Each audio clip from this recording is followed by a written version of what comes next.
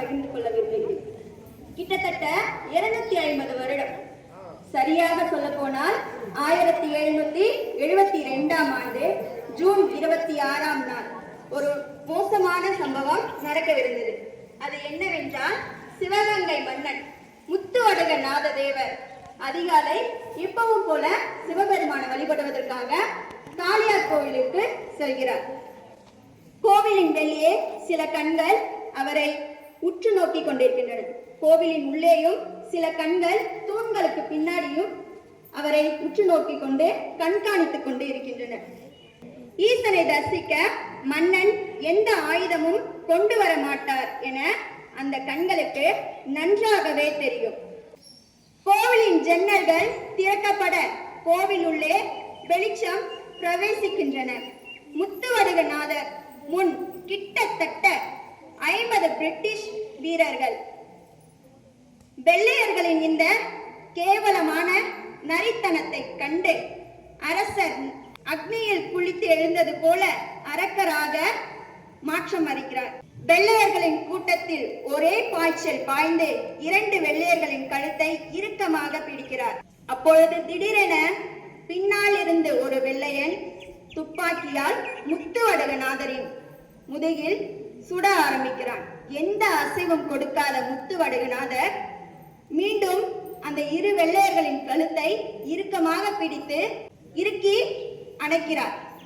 கிட்டத்தட்ட இறக்கும் தருவாயில் அந்த வெள்ளையர்கள் இருக்கும் பொழுது மற்ற வெள்ளையர்கள் இனி இவனை உயிரோடு விடக்கூடாது என்பதற்காக அவரின் பின்னால் முதுகில் அனைவரும் சுட ஆரம்பிக்கின்றனர். முத்துவடுகநாத தேவர் இறந்து போகிறார். வெள்ளையர்கள் அவரை வெளியில் இழுத்து வந்து அவரை வீசுகின்றனர். இந்த செய்தி சிவகங்கை சீமை முழுவதும் பரவ ஆரம்பிக்கிறது. ராணி வேலுநாச்சியார் அவர்களின் காதுகளுக்கும் இச்செய்தி போய் சேர்கின்றன. அவர் அந்த செய்தியை கேட்டதும் சுற்றி இருந்தவர்கள் அனைவரும் என்ன பேசுகிறார்கள் என்பதை கேட்காமல் தன்னில் இருந்த ஒரு உயிர் பிரிந்தது, தன்னுடைய உடலில் இருந்த ஒன்று காணாமல் போயிற்று என்று நினைக்கிறார். கோபத்துடனும் கண்களில் நீருடனும் குதிரையில் ஏறி அவர் அரசரை காண செல்கிறார். நாட்டை ஆளும் அரசியானாலும் அவளும் பெண்தானே. அவர் செல்லும் வழியெல்லாம் கண்ணீர் துளிகள் பல கூறுகளாக சிதறுகின்றன. அங்கே சென்றதும் மக்கள் முன்னிலையில் அரசரின் உடல் வைக்கப்பட்டுள்ளது. அரசரின் கண்களை கண்ட அரசி அப்பொழுது உணர்கிறாள், என்னில் இருந்து பிரிந்த ஒன்று இங்கே இருக்கிறது, அதுவே என் மன்னனின் உடல் என்று பார்க்கிறாள். அப்பொழுது திடீரென்று ஒரு பெண்ணின் கை அவள் முதுகை தொடுகிறது. தாயே, இனி இந்த மாங்கல்யத்தை நீ அணியக்கூடாது. சிவந்த கண்களுடன் மிகுந்த கோபத்துடன் வேலுநாச்சியார் திரும்பி மக்களை நோக்குகிறார். மக்கள் கோபத்தை கண்டு பின்னோக்கி செல்கின்றனர். என்னுள் கலந்த இன்னுயிர் இன்று மண்ணோடு கலக்கப் போகிறது. என்னுள் கலந்த இன்னொரு உயிர் இன்று மண்ணோடு கலக்கப் போகிறது. இன்று என்னுடைய அழுகுரல் நாளை உன்னுடையதாகும், மக்களுடையதாகும். காரணம் காரணம் காரணம், இவை அனைத்திற்கும் காரணம் இங்கு வந்தேறிய வெள்ளையர்களே. அந்த வெள்ளையர்களின் பிண குவியல் மேல் நின்று வெறியாட்டம் போடுவேன். இன்று என் மாங்கல்யம் எதிரியின் குருதியில் நனைகிறதோ அன்றே என் கணவன் இறந்த தினமாகும். அன்றே என் மாங்கல்யம் உடலை விட்டு பிரியும். நான் சிவகங்கை சீமையின் அரசர் முத்துவடுகநாத தேவரின் மனைவியும் ராஜ செல்ல முத்து விஜய ரகுநாத சேதுபதியின் மகளுமான வேலுநாச்சியார் சிவகங்கையை மீட்டெடுப்பதே என் சபதம். சிவகங்கை திருநிலம் தன்னில் செம்மை சுடரொளி செழித்தெழும் நாளில் பாரார் புகழ்ந்திட பைந்தமிழ் தாயின் பாவை மணியன பருவமாய் தோன்றினாள். வீரம் விளைந்திடும் வேங்கை மரபின் விண்மீன் ஒளிய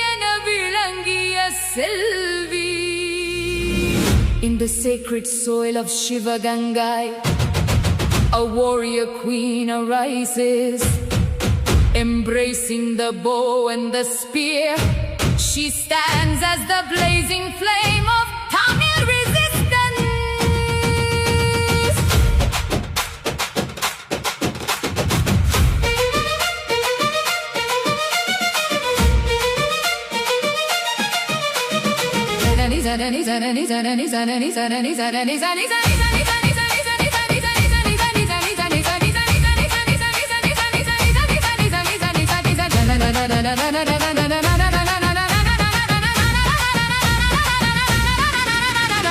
வேலுநாச்சியார் வெற்றியின் விளக்கே, வீரத்தின் வானவில் வேந்தருளி பிறக்கே, சிவகங்கை செல்வியே செம்மையின் அணியே, சிந்தையில் சுடர்விடும் சீரொளி தெய்வே, வில்லின் மொழியையும் வேலின் வழியையும் வீர தொழிலையும் விரும்பி கற்றனள்.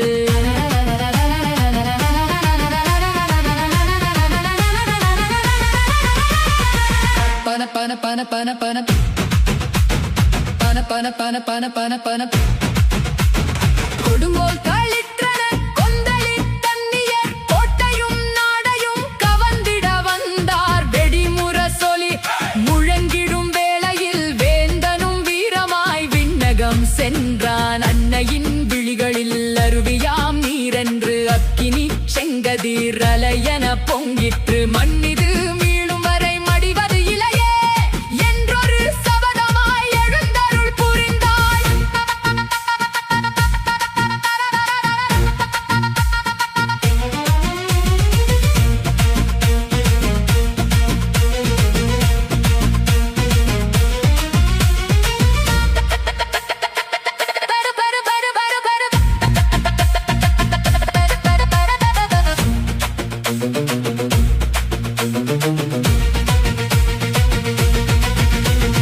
மருதன உயர்ந்த இருமாமணி வீரர் மருது பாண்டியர்கள் வந்தனர் பணிந்து.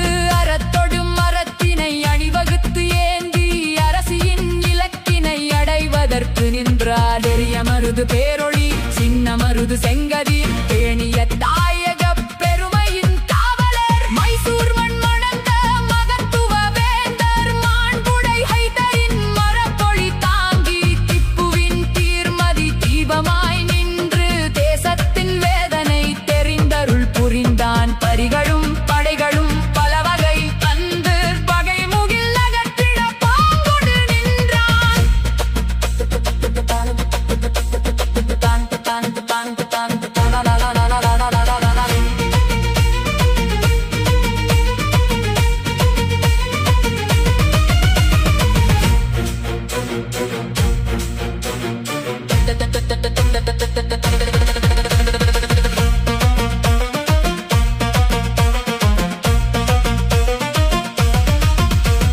குயிலியின் உள்ளமோ குளிர்மதி அன்றே கொடுந்தழல் சூரிய கொதிநிலை கொண்டது. எண்ணெயின் பெருக்கினில் ஏந்திய தன்னுடல் எரிகதிர் கோளென எழும்பொழிர் வேளையில் படைவர்தம் களஞ்சிய பரப்பினுள் புகுந்து பரம்பொருள் தீயென பரவிய புகழானார்.